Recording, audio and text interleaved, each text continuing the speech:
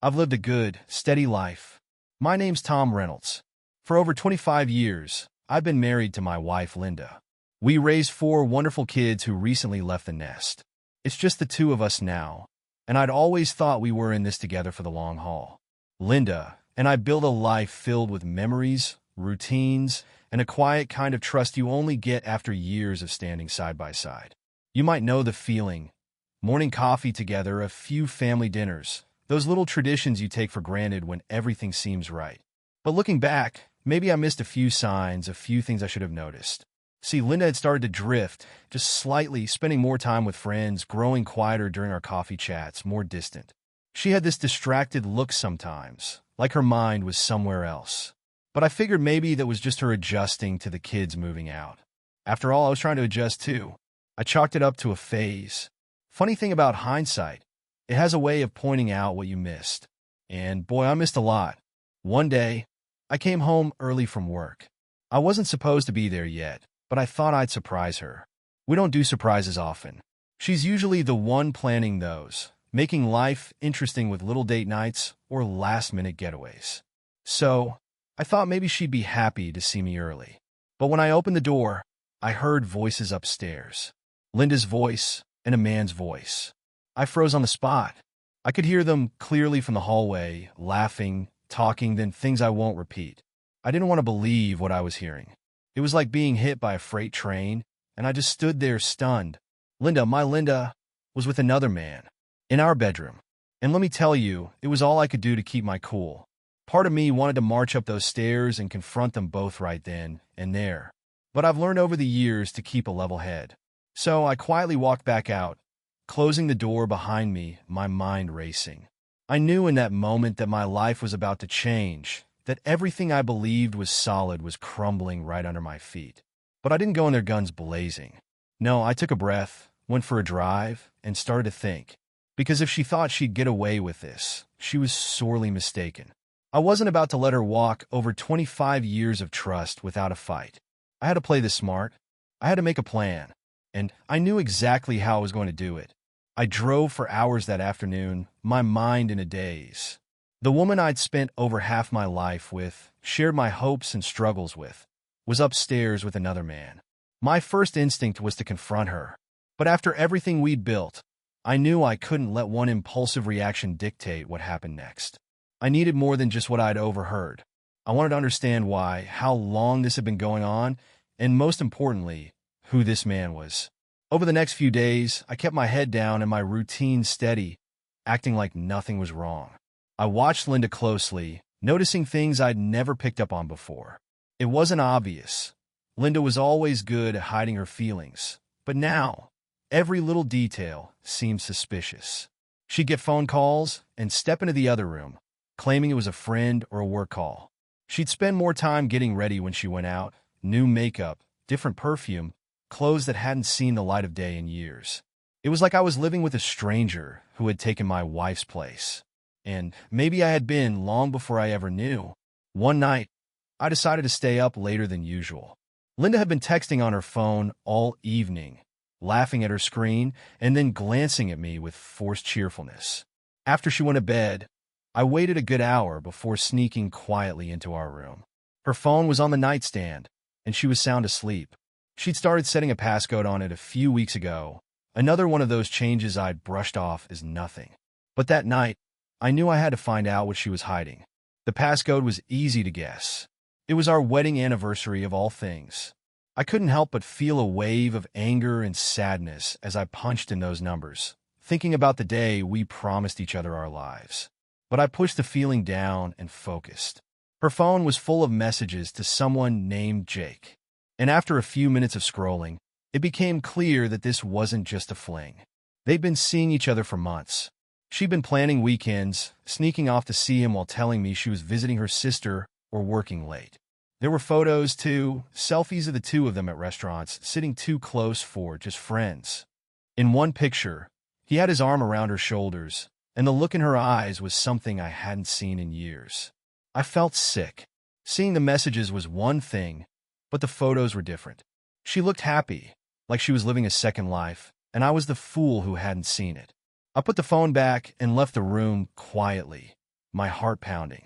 There was no denying it now. Over the next week, I started piecing together more information.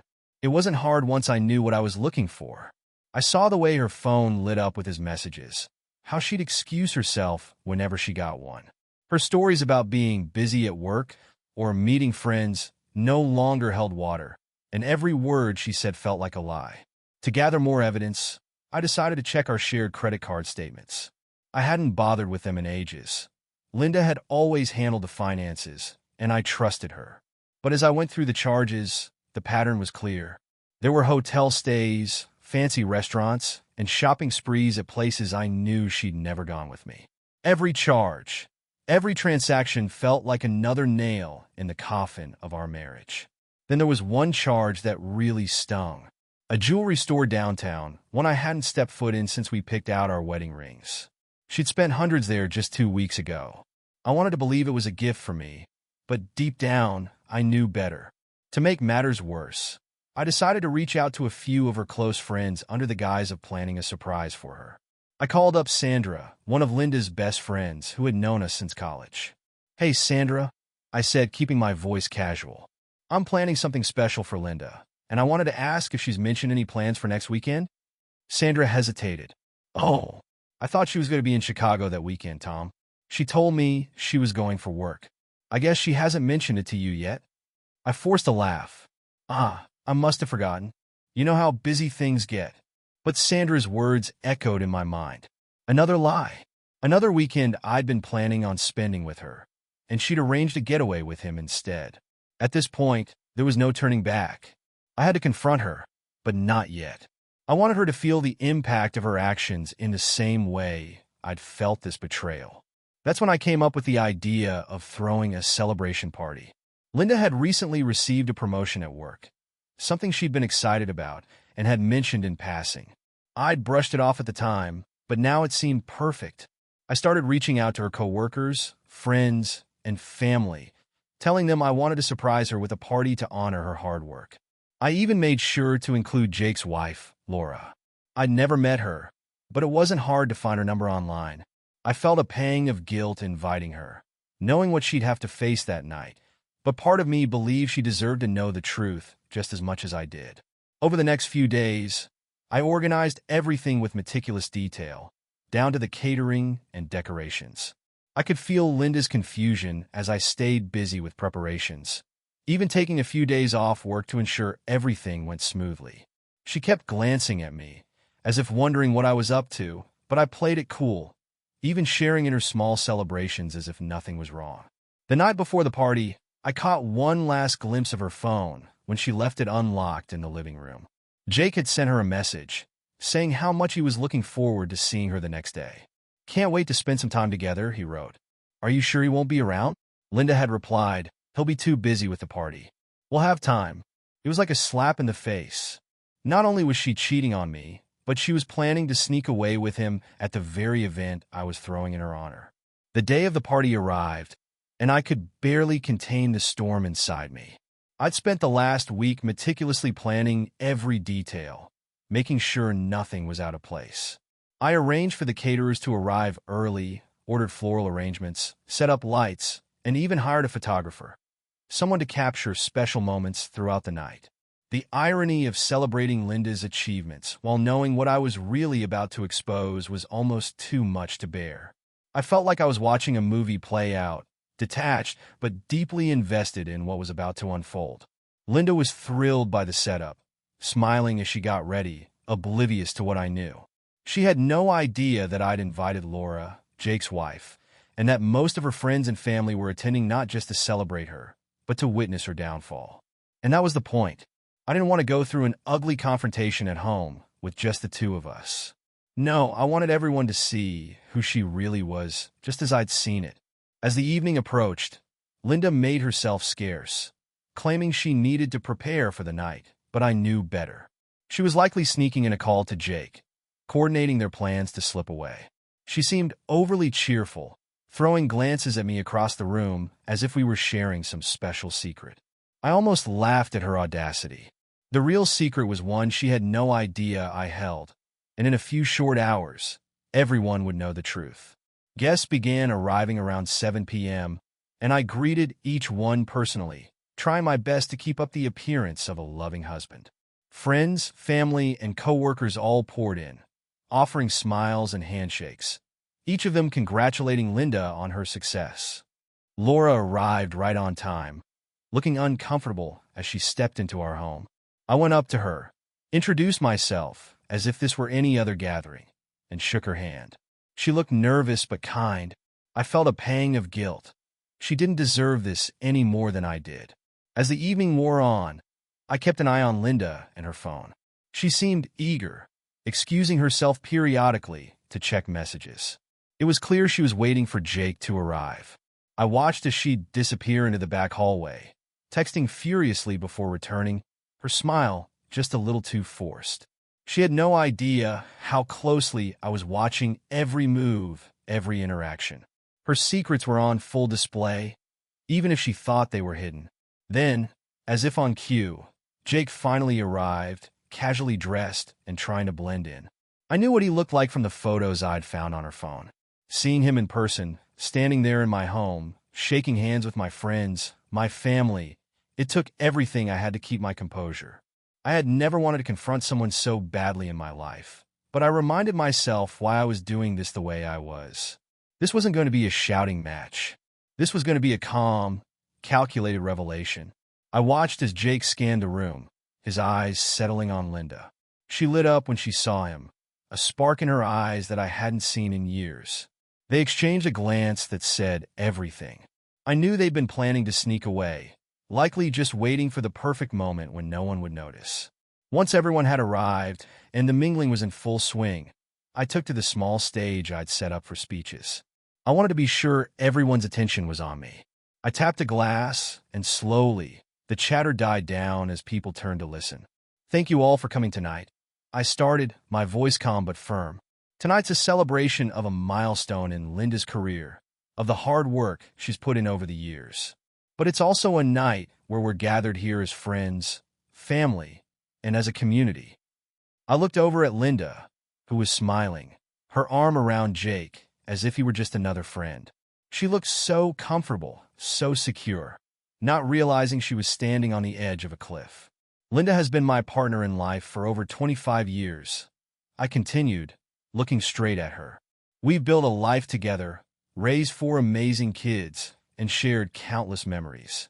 But sometimes life throws us surprises. A ripple of confusion passed through the crowd as I paused. Linda's smile faltered, just slightly. She looked at me with a puzzled expression, as if trying to read what I was about to say. I wanted to take this opportunity to share something deeply personal, I said, keeping my voice steady. In the last few months, I've come to learn things that have changed my view on life, on love, and on trust. I noticed Linda's eyes flicker to Jake, a flash of worry crossing her face. She started to fidget, glancing around the room, likely realizing this wasn't going to be the celebration she'd expected. But tonight isn't just about a promotion, I continued, watching her closely. Tonight is also about honesty, about seeing things as they really are, about the truth. Linda took a small step back, her smile completely gone now. Jake looked pale, clearly not expecting this. I could feel the tension building in the room, a collective breath being held as everyone waited to see where I was going with this. You see, I said, my voice carrying over the silence, tonight is about revealing what's really been happening behind the scenes. And I think everyone here deserves to know the whole story. At that moment, I turned my gaze on Jake and Linda, making it clear I was speaking directly to them. Jake's face was a mask of shock, and Linda was gripping her wine glass, so tightly I thought it might shatter. I pulled out my phone, which I'd brought to the stage with me, and opened one of the photos I'd found of Linda and Jake together. I held it up, the screen facing outward. I'd like to introduce everyone to Linda's friend, Jake. He's the one who's been giving her additional support these past few months. The room fell into stunned silence. Linda's face went from red to pale in seconds, her mouth opening and closing, speechless. Jake looked like he'd been hit by a truck, glancing around for an exit. I didn't give either of them a chance to speak. Jake's wife, Laura, is here tonight, I continued, gesturing toward her in the crowd. I thought she deserved to know too. After all, we all deserve the truth, don't we? Laura's face was a mixture of shock and devastation. The guests began murmuring, a few of Linda's friends gasping as the realization set in. The silence was replaced by whispers, judgmental glances, and shock from every corner of the room. Linda finally found her voice, but all she could manage was a strangled, "Tom, I can explain." I looked at her, my expression calm but cold. "No need to explain, Linda. I think your actions speak louder than any words." Linda looked around the room, her face drained of color as she tried to gather herself. Jake was already backing away from her, his face a mixture of shock and shame. Laura stood in stunned silence, covering her mouth, her eyes fixed on her husband. The murmurs in the room grew louder, whispers spreading quickly as people began to piece together the reality of what they'd just witnessed.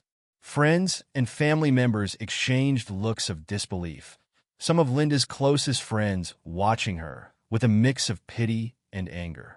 Linda took a step toward me, hands slightly raised as if to calm me. "Tom, please," she stammered, her voice trembling. This isn't what it looks like. I can explain everything if we just talk alone." I shook my head, holding my ground. I wasn't about to let her twist this. I had waited too long, collected too much evidence, and held my silence with too much patience to be swayed by last-minute pleas. "Linda, I think you've done enough talking behind closed doors," I replied, loud enough for everyone to hear. "The truth is out now, and I think it's only fair for everyone here to know what's been happening. The lies, the betrayal. This is who you've chosen to be." At that moment, Linda's bravado cracked, and she started to cry, reaching out to me. "Tom, please, you don't understand. It wasn't meant to be like this. I didn't mean for things to go this far."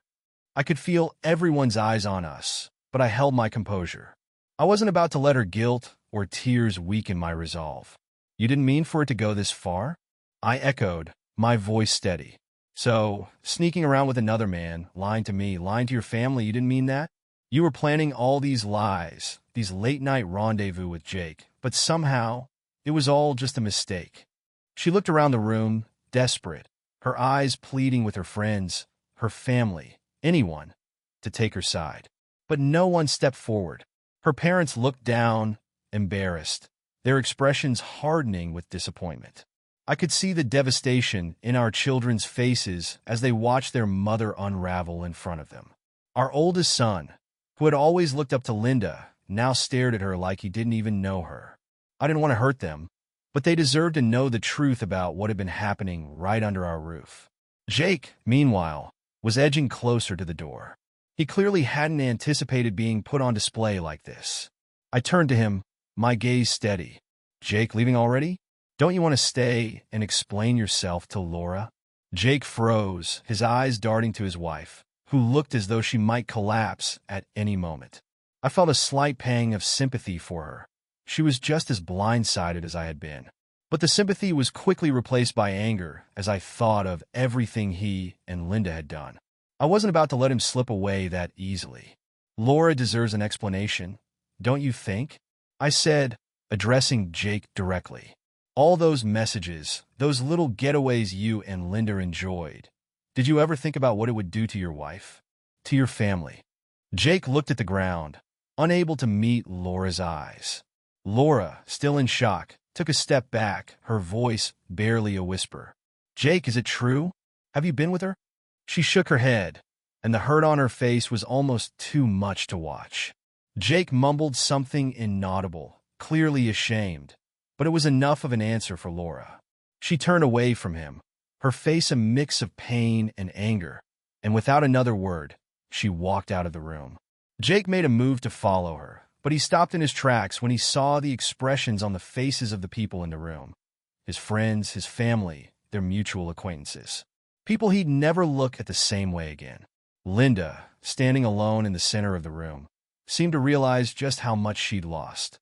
She reached out to our oldest son, calling his name, but he stepped back, shaking his head. "How could you, Mom?" he said, his voice full of hurt. "How could you do this to Dad? To all of us?" Linda's face crumpled, and she turned to me, desperation taking over. "Tom, I was confused. I wasn't myself. I thought. Her voice trailed off as she realized the excuses sounded as empty to everyone else as they did to me. I took a deep breath, feeling the weight of the moment, and addressed her, my voice calm but final.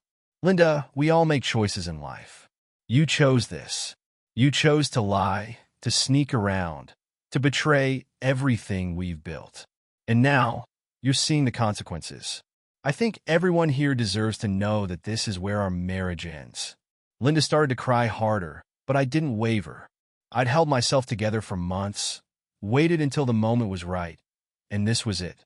I turned to our guests, giving them a small nod, and then, without another word, I walked out of the room. I knew this would be the last time I'd ever stand beside her as her husband. Outside, the cool night air hit me, and I took a deep breath, feeling a strange sense of calm settle over me. I knew the hardest part was over. I'd faced the betrayal. I'd seen the truth, and I'd exposed it for all to see. There was no going back now, and oddly enough, that brought a sense of relief. For the first time in months, I felt like I could finally breathe again. As I walked down the driveway, I could still hear faint murmurs from inside the house, the shock and disbelief of people who'd seen the truth revealed in front of them. I knew that by the time I returned, Linda would have to face every single one of them alone, to answer the questions and live with the consequences of her actions. That night, I stayed at a hotel. I didn't go back to our house, knowing that being under the same roof with her would only reopen wounds that had finally started to close. I spent the night in silence, letting the reality sink in. The years I'd spent loving her, trusting her, planning our future together, it was all over now. And while part of me ached with the loss, there was another part that felt strangely liberated. The following day, I filed for divorce. There would be no long, drawn-out battle, no emotional back and forth. I was done. I'd gathered all the evidence I needed, ensured my children knew the truth, and preserved my dignity throughout it all. I knew that Linda would attempt to reason with me, that she'd try to explain or justify her actions, but I'd already made my decision. When Linda called me that afternoon, I let the phone ring. I couldn't bring myself to listen to her voice, to hear whatever excuses she'd come up with. Instead, I spent the day with our children, answering their questions as honestly as I could, assuring them that this wasn't their fault. I could see the hurt in their eyes, the disappointment in their expressions, but I knew they understood. They saw through her lies just as clearly as I did now. I kept the phone off that night, ignoring her attempts to reach me. In my mind, I'd said everything that needed to be said. I had no more words for her, no more energy to waste on explanations. I was moving forward, and I was doing it on my own terms. In the days that followed, Linda sent letters, messages, and even tried to visit. But I didn't respond. For years, I'd given her my trust, my loyalty, and my love. She'd thrown it away without a second thought, and there was no way I could ever go back. The days following the party were a strange, heavy mix of relief and sadness. Filing for divorce should have felt more final, like a door slamming shut, but instead it felt quiet, steady, and natural next step. My attorney told me it would take time to finalize everything, but I knew I'd made the right choice. I couldn't rebuild trust with Linda, and I certainly couldn't pretend nothing had happened. Linda, on the other hand, was spiraling.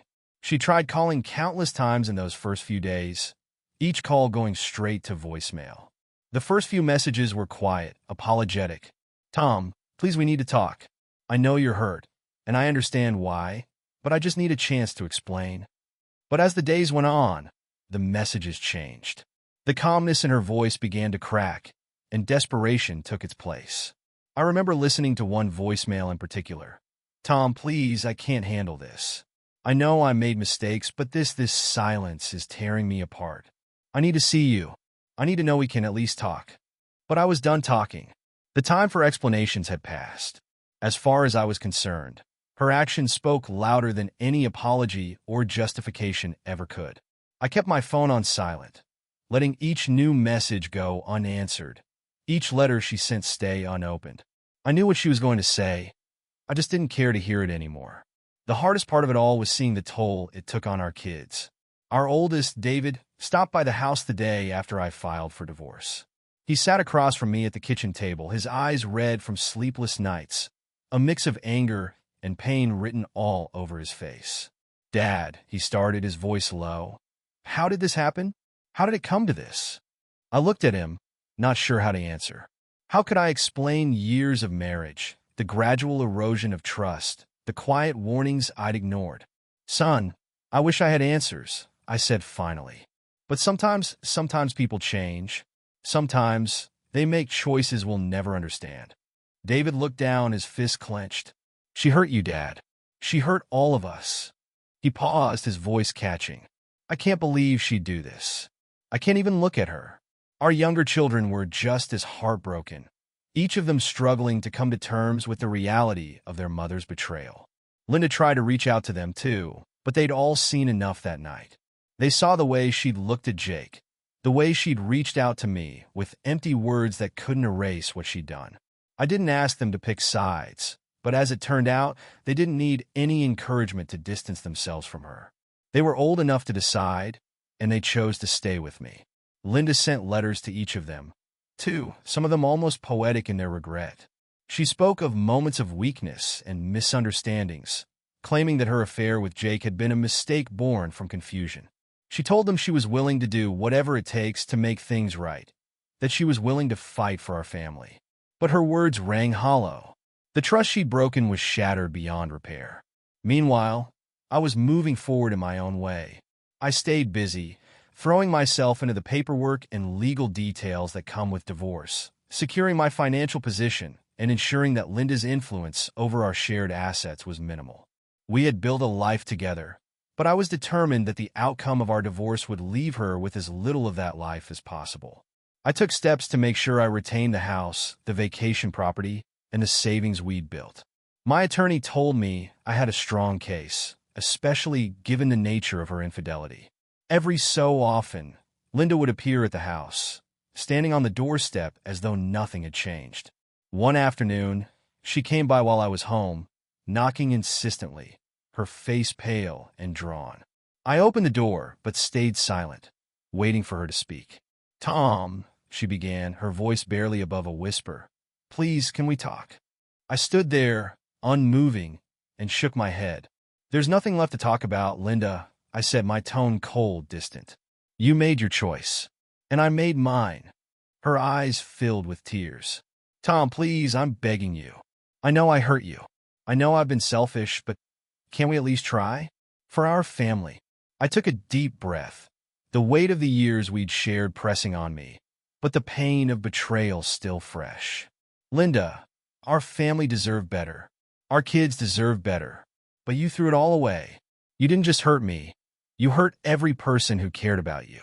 And there's no going back from that." She stood there, pleading, but I turned and shut the door, leaving her standing alone on the front step. As I walked away, I felt a strange mixture of grief and relief.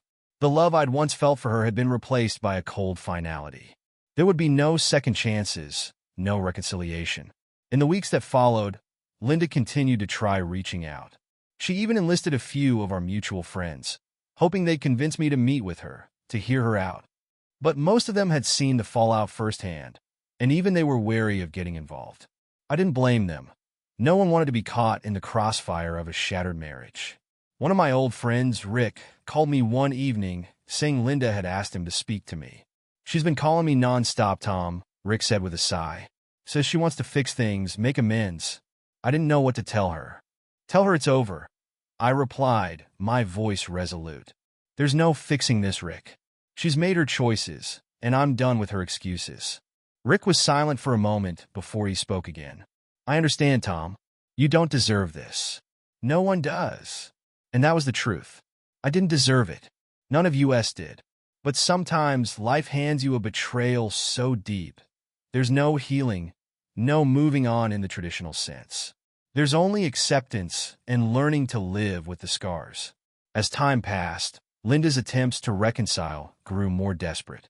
She sent letters filled with apologies, memories, and promises to be a better person, to make things right. But each letter stayed in the stack of unopened mail on my desk. I didn't need to read them.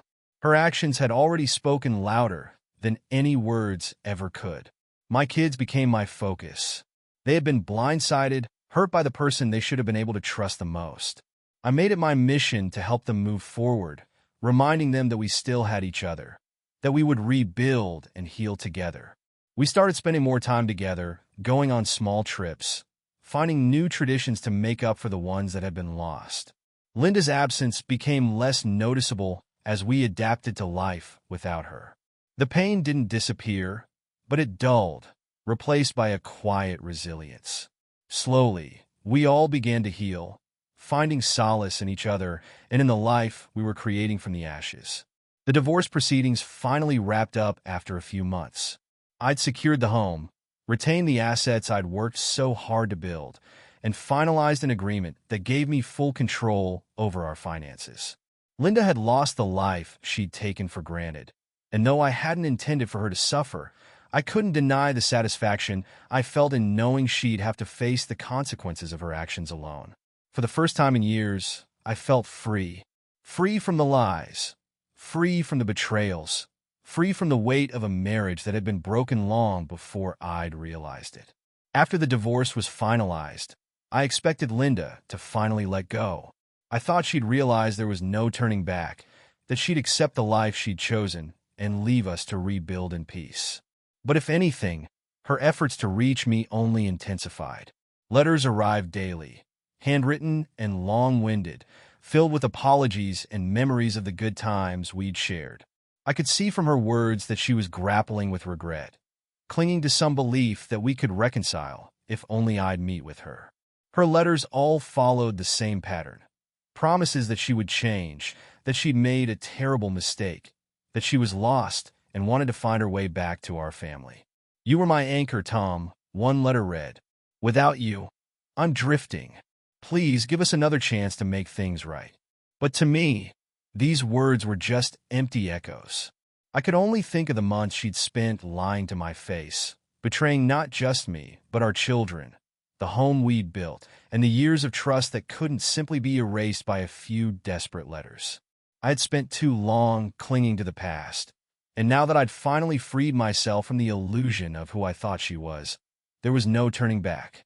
Every attempt to reopen the wound only reinforced my decision to move forward. Linda didn't stop with letters. She began reaching out to our children more frequently, asking them to speak to me on her behalf. Our oldest, David, who'd always been close to her, tried to take the high road at first. But after weeks of her pleading, he grew frustrated. One night, he came to me, visibly upset. "Dad, she keeps asking me to fix things between you two. She's not listening when I tell her it's over. She says it's up to us kids to bring the family back together." He paused, looking torn. I told her that wasn't fair to ask of us, but she won't stop. She's making it all about herself, as if she's the only one hurting. I put a hand on his shoulder, feeling the familiar sting of betrayal. Linda's desperation had blinded her to the pain she'd caused, and now she was trying to make our children responsible for her mistakes. "Son, you don't owe her anything. She's the one who broke this family, and it's not on you to put it back together." David nodded, but I could see the hurt in his eyes. The betrayal had cut deep, leaving a lasting scar on all of us. And while he was trying to process his own pain, Linda's repeated pleas only served to keep that wound open.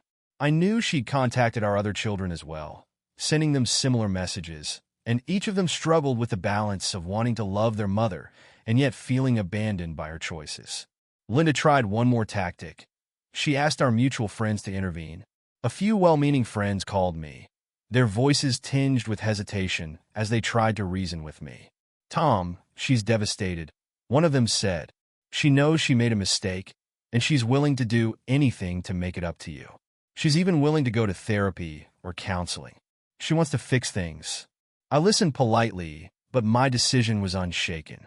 She should have thought of that before, when she was sneaking around with Jake, lying to everyone who trusted her. She made her choice, and now she has to live with it. I don't owe her my forgiveness just because she's remorseful now. The friend sighed, realizing there was no convincing me. "I get it, Tom. I just thought it was worth a shot." The calls from friends became less frequent as they gradually accepted the reality of our situation. Many of them were still close to Linda, but the effect of her betrayal had rippled through our social circles, leaving an uncomfortable silence where there had once been easy camaraderie. Mutual friends stopped asking questions, and some of Linda's own friends began keeping their distance. The community we'd built together no longer felt like hers, and over time, she found herself increasingly isolated. Even Linda's parents, who had initially urged me to give her another chance, eventually stopped pressuring me. They loved her as any parents would, but they couldn't ignore what she'd done. I'll never forget the conversation I had with her mother one afternoon. She called me, her voice shaking. "Tom," she said quietly, "I want you to know that we're here for you and the kids. We don't condone what Linda did, and we're heartbroken too. She was always our daughter, but we raised her to know better." Hearing her say that lifted a weight off my shoulders. I didn't want to drive a wedge between Linda and her family, but it was a relief to know they understood the gravity of her actions. I thanked her for her support, and we promised to stay in touch, especially for the sake of our children. Despite all of Linda's efforts, I never responded to her letters or pleas. The more she tried to explain, to justify her actions as a temporary lapse in judgment, the clearer it became that she hadn't grasped the depth of her betrayal. She spoke about finding herself and healing together, but those words rang hollow to me. Trust wasn't something you could rebuild with empty promises. Once it was broken, especially to the extent she had shattered it, it couldn't simply be pieced back together. As I watched Linda grasp at these futile attempts, I felt a strange sense of calm wash over me. I had done my part. I had exposed the truth, taken the necessary steps to protect myself and our family, and refused to let her manipulate or guilt-trip me back into a broken relationship. I had nothing left to give her, and I was at peace with that. In the months that followed, I focused on reconnecting with my children, strengthening our family bond. We spent more time together than we had in years. Weekend fishing trips, family dinners, and late-night conversations around the fire pit. Each of these moments helped heal the wounds we'd all suffered, creating new memories to replace the painful ones. I wanted my kids to see that no matter what had happened, we still had each other, and that was worth far more than the marriage we'd lost. Eventually, I found myself letting go of the bitterness that had taken hold after Linda's betrayal. It was a slow process, but with every passing day, I felt lighter, as though I was finally shedding the weight of all those years of lies. I began to enjoy life again, embracing my role as a father, a friend, and a man who'd been through hell and come out the other side. Linda's letters became less frequent, eventually tapering off to nothing. I assumed she had finally come to terms with the reality that there was no way back. Maybe she'd moved on. Maybe she'd accepted the life she now had to face without me. Whatever the case, it was no longer my concern. I'd given her all the chances I could stomach, and that chapter of my life was firmly closed. Looking back, I couldn't believe how much I'd changed. The man who had once been content with the quiet rhythms of marriage and family had emerged from the wreckage of betrayal stronger and more resolute. I had learned the hard way that even the strongest seeming bonds could be fragile, that sometimes the people we trust the most can hurt us in ways we'd never imagined. But I'd also learned that I could survive it, and not just survive, but thrive. There was a quiet strength in knowing I'd held to my values, that I hadn't let anger or resentment consume me. I had handled the situation on my terms, refusing to let Linda's mistakes define my future or my family's. I knew I'd never fully understand why she'd made the choices she had, but I had accepted that I didn't need to. My life was moving forward, with or without the answers. In time, I even began to open myself to the idea of companionship again, though I didn't rush it. For now, I was content with my life as it was, simple, peaceful, and free from deceit. And I knew that whatever came next, I would face it with the resilience and strength I'd found through this journey. I was finally ready to leave the past behind. Months passed, and life settled into a steady, quiet rhythm. The pain Linda's betrayal had caused had faded, leaving only the lessons it had taught me. Looking back, I could see that what I'd lost was less important than what I'd gained: a sense of strength, resilience, and clarity about who I was and what I deserved. I'd stood my ground, chosen integrity, and refused to let her betrayal define me. My time with my children became more meaningful. We had weathered the storm together, and that experience brought us closer. Weekend outings and dinners became treasured moments, and I could see that they, too, were healing in their own ways. I made sure they knew that while our family had been broken, we were still a family. One evening, during one of our neighborhood gatherings, I met Amy, a kind and warm woman who had recently moved in next door. She'd also gone through a tough chapter in her life, and over shared stories and quiet conversations, we found a surprising connection. There was no rush, no expectations, just an easy friendship that felt like a breath of fresh air. Our bond grew gradually, bringing laughter and companionship back into my life in a way I hadn't expected. And as the months turned into a year, I realized I was open to a new chapter, with no bitterness or regret. Amy and I began spending more time together, sharing quiet dinners and long walks. I'd never imagined starting over, but as our friendship deepened, so did my hope for the future. In the end, Linda's choices had taken me through a journey I never wanted, but one that had left me stronger, wiser, and open to happiness once again. And for that, I felt a deep, quiet gratitude. I had come out the other side intact, with my dignity and my family by my side. I was finally at peace, ready to live the life I'd fought so hard to reclaim.